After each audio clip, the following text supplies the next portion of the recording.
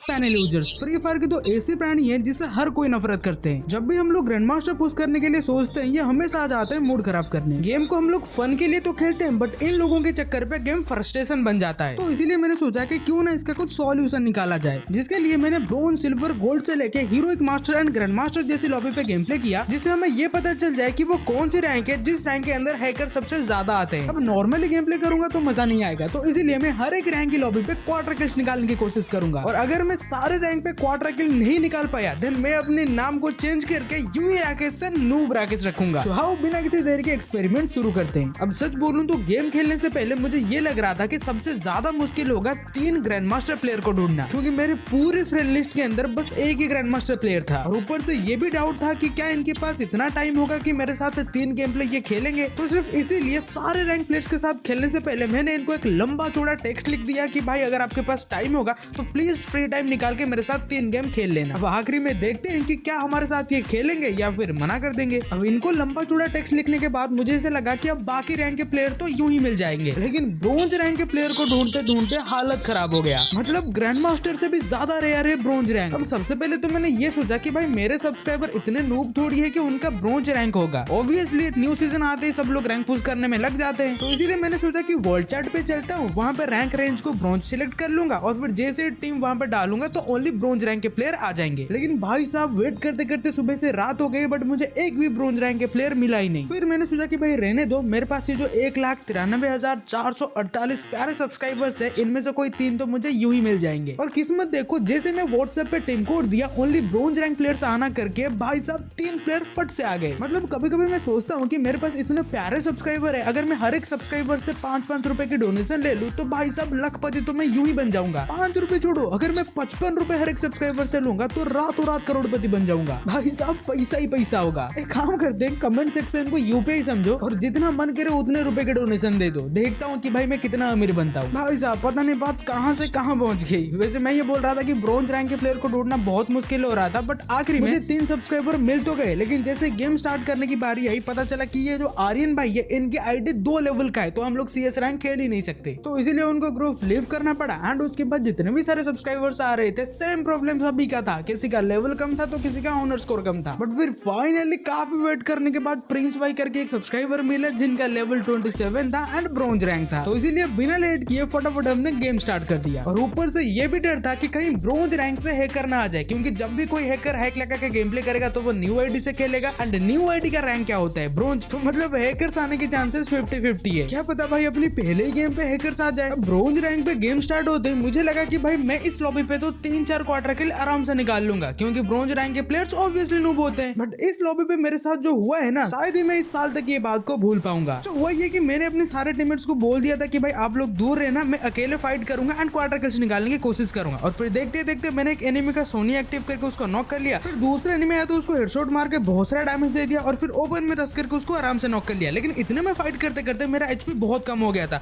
तो इसलिए मैंने सोचा कि भाई साहब बाकी एनिमी के साथ फाइट करने से पहले 1-2 बार हील कर लेते हैं, क्या पता भाई फाइट करते करते कोई एनिमी मुझे इजीली फिनिश कर दे। तो इसलिए जैसे ही मैं थोड़ा पीछे आके हील करने बैठा अचानक एक एनिमी साइड से आया एंड मेरे को थोड़ा सा डैमेज देके आराम से नॉक कर लिया। फिर वो ना किया था इस राउंड पे तो मेरा क्वार्टर किल नहीं हो पाया। अब अगले जो 3 राउंड बचा है फटफट मुझे क्वार्टर किल करना पड़ेगा, वरना मेरे सब्सक्राइबर के सामने मेरा नाक कट जाएगा। तो इसीलिए जैसे नेक्स्ट राउंड शुरू हुआ फाइट करने से पहले मैंने एयर ड्रॉप से लूट कंप्लीट कर लिया। फिर उसके बाद एनिमी दिखते उसको हेडशॉट मार के नॉक कर लिया। अब कहीं एनिमी रिवाइव ना हो जाए तो फटाफट इसको क्लियर करना बहुत जरूरी है, तो फटाफट जाके नॉक एनिमी को कंफर्म कर लिया। फिर उतने में सामने मुझे एक और एनिमी दिख गया जो कि जंप करते करते भाई विंडो में फंस गया, तो इसका एडवांटेज लेते हुए मैंने उसको बॉडी से ही नॉक कर लिया। फिर इसके बाद इसको भी क्लियर करना जरूरी है, तो फटाफट किल कंफर्म कर लिया। अब इसके बाद सामने एक और एनिमी था बट वो बंदा ओरियन को इतना परफेक्टली यूज कर रहा था तो कुछ टाइम के लिए मेरे को लगा कि भाई मैं ब्रोंज लॉबी पे तो खेल ही नहीं रहा हूँ, कम से कम सामने वाले एनिमी में 2-3 प्रो प्लेयर तो जरूरी है। जैसे कि यहाँ पर मैं एक एनिमी के ऊपर रश करने जा रहा हूँ तो ये सेंटिनो लगाकर टेलीपोर्ट हो गया। बट सबसे अच्छी बात यह है कि कम से कम सामने हैकर्स तो नहीं आ रहे। अब ऊपर से मेरा क्वार्टर किल भी होने वाला है, बस आखिरी का एक ही एनिमी बचा है, तो फटाफट ग्लू वॉल लगा के उसके ऊपर रश करने गया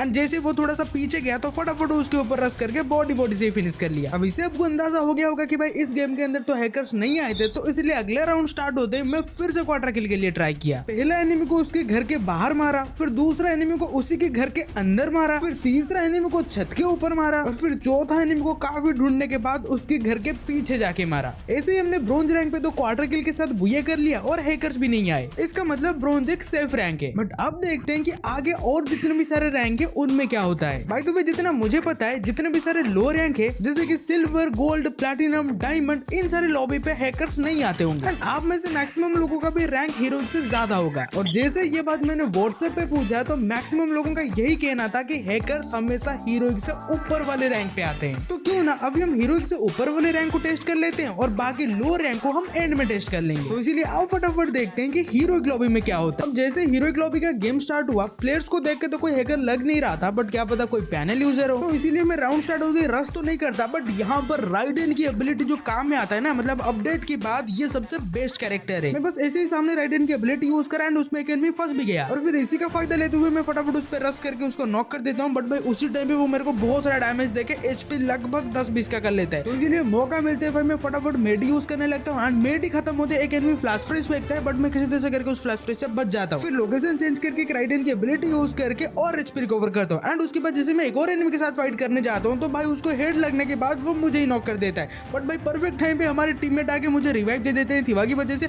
और फिर रिवाइव होने के बाद जो यहाँ पे एक एनिमी बचा हुआ था उसको बॉडी शॉट मार के मैं आराम से नॉक कर देता हूँ। अब यहाँ तक मेरे 2 नॉक निकल चुके हैं, बस आखिर के 2 एनिमी बचे। अगर मैं उनको फिनिश कर दूं देन मेरा क्वार्टर किल हो जाएगा। तो यही सोचते सोचते जैसे मैं और एनिमी को ढूंढने जाता हूँ, पता चलता है जो राइडेन की एबिलिटी मैंने यूज किया था वहाँ पे एक और एनिमी फंस गया है। तो भाई मौका मिलते ही मैं इस चीज का परफेक्ट यूज करता हूँ एंड लोकेशन चेंज करके बॉडी से नॉक कर देता हूँ। अब बस आखिर का एक एनिमी बचा हुआ है और आखिर में हमारे टीममेट उस एनिमी को नहीं मारते हैं, तो उसको फिनिश करने के बाद मेरा आराम से क्वार्टर किल हो गया। और फर्स्ट राउंड खत्म होने के बाद हमारे जो प्यारे सब्सक्राइबर्स थे वो मुझे बोलते हैं कि भाई अब हीरोइक लॉबी पे 4-4 क्वार्टर किल के लिए ट्राई करो। अब देखो फर्स्ट राउंड पे तो आराम से क्वार्टर किल हो जाता है, बट देखने वाली बात यह है कि क्या मैं हीरोइक लॉबी पे 4-4 क्वार्टर किल निकाल पाऊंगा। तो इसलिए राउंड स्टार्ट होते हैं जैसे मैंने देखा कि ऑब्जर्वेटरी की मेन हाउस के अंदर एक अकेला एनिमी गया है, तो इसीलिए मैं उसी के पीछा करते हुए उस बिल्डिंग पे चला गया और फिर जैसे वो मेरे सामने है उसको बॉडी मार के आराम से नॉक कर दिया। अब उसको नॉक करने के बाद फटाफट मैंने अपनी लोकेशन चेंज किया ताकि और एनिमी को हैंडल कर सकूं। और फिर वहां पे एक और एनिमी आ जाते हैं एंड जैसे उसको थोड़ा हेडशॉट लगता है वो भाई साहब ग्लू वॉल लगा के भागने लगता है, तो मैं उसको आराम से पकड़ के नॉक कर लेता हूँ। एंड जैसे इस किल को कंफर्म करता हूँ तो वहां पे एक और एनिमी आ जाते हैं एंड इसको तो मैं बॉडी से नॉक कर देता हूँ।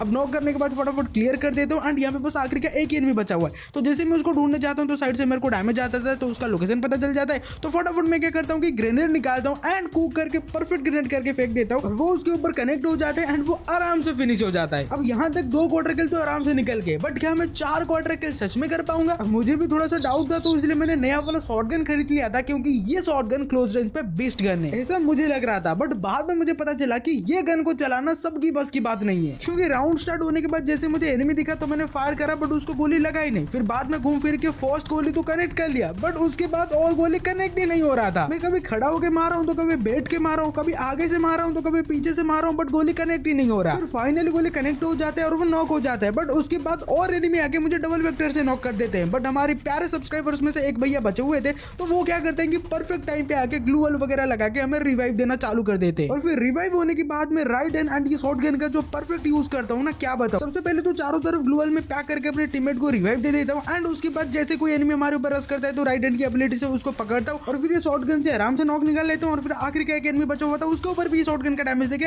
आराम से ट्रिपल किल कर लेता हूँ, बट अफसोस क्वार्टर किल नहीं हो पाता। एंड फिर हीरोइक लॉबी को हम बाद में 4-0 से विन तो कर जाते हैं, बट अफसोस बस एक ही चीज का रहता है कि भाई मेरा 4 क्वार्टर किल नहीं हो पाया। और एंड पे ये कंक्लूजन निकला कि हीरोइक लॉबी पे ना ही हैकर्स आते हैं और ना ही प्रो एनिमी आते हैं, तो इसका मतलब ये इजी रैंक है। बाकी अब आओ देखते हैं कि एलीट हीरोइक रैंक पे क्या होता है। वैसे यही चीज को जब मैंने व्हाट्सएप पे पूछा था तो 92 लोगों का कहना था कि भाई एलीट हीरोइक रैंक पे हैकर्स आते हैं। एंड सबसे डर तो मुझे तब लगा जब हमारे एक सब्सक्राइबर ने मुझे इंस्टाग्राम पे डीएम करके बोले कि भाई एलीट हीरोइक रैंक पे सच में बहुत हैकर्स आते हैं। भाई क्या वो हम खुद ही टेस्ट करके देख लेते हैं। वैसे हैकर के अलावा एक और डाउट था कि क्या मैं एलीट हीरोइक रैंक पे क्वार्टर किल निकाल पाऊंगा। तो यही सोचते सोचते जैसे मुझे मौका मिला एक एनिमी को मैंने बॉडी से नॉक कर लिया एंड फिर नीचे जाके उसको कंफर्म करने के बाद जैसे मैं अपना लोकेशन चेंज कर रहा था तो अचानक पीछे से एक एनिमी आया एंड मुझे एकदम से नॉक कर लिया। और फिर उसी